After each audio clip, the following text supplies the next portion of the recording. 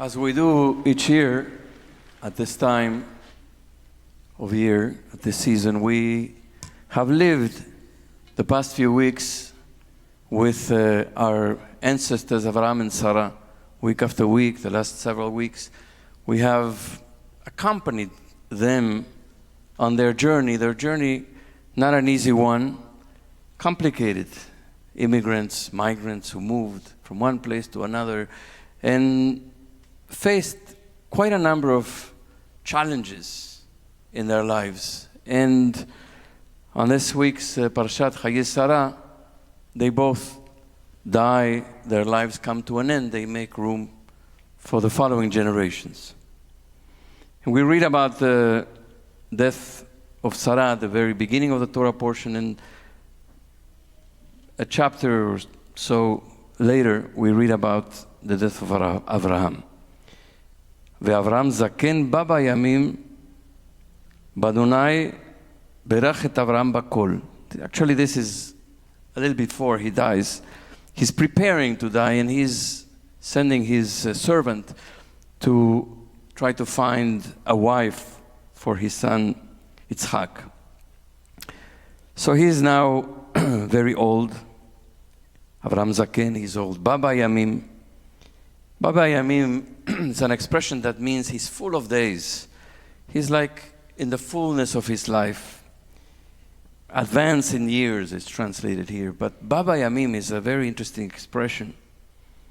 Baba Yamim literally means he comes bringing all his days into his elder years, into his being old. He brings all his days, everything that he lived, every single one of his days, the Hasidic masters comment, every single one of his days is now part of his old age.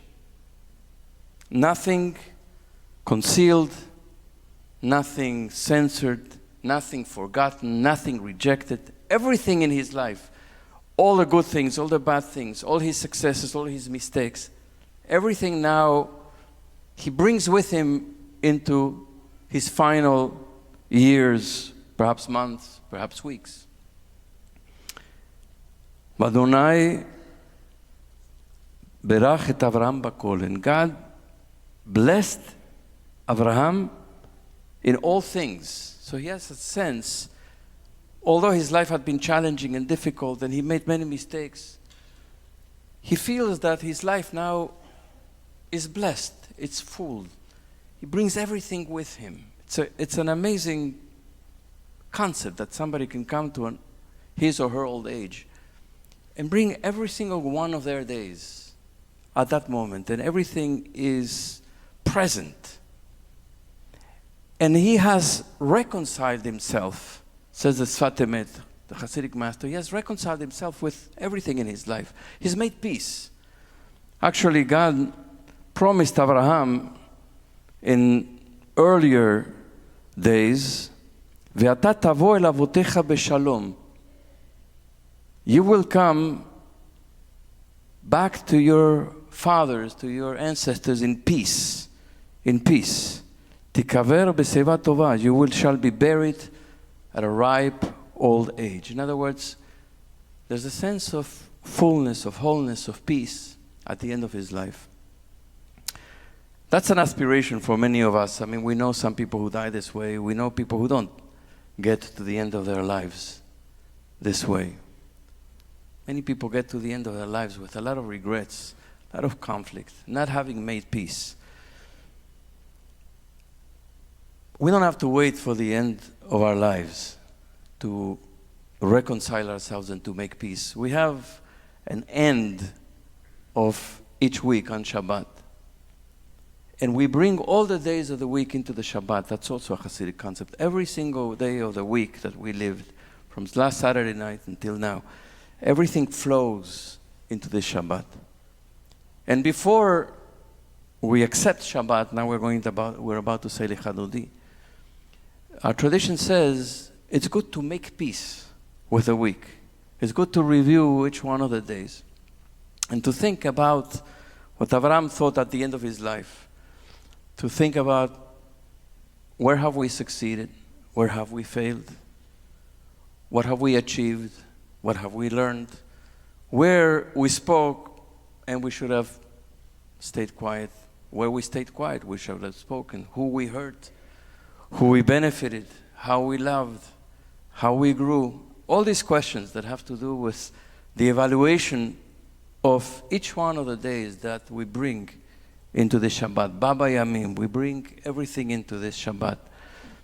And so there is a practice, actually, that a person reviews the week before accepting Shabbat. It's a wonderful practice, and reconciling ourselves, and to also commit to making tikkun, to making repair wherever we feel that we have made a mistake or we have failed. And make peace, not to conceal, not to reject, not to forget, to bring everything into the Shabbat, the fullness of the week into the Shabbat, and to then, as we review everything, to then elevate everything. In many ways, to offer everything up as a gift with gratitude to God for another week. So this is a practice that many of us, some of us know about, but few of us practice, because we coming into the Shabbat running and rushing and often unprepared. But I suggest we might want to take now just a moment in silence and just do a little review and make peace with the week. Let the week make peace with us. And then we come into Shabbat, into Lecha Dodi.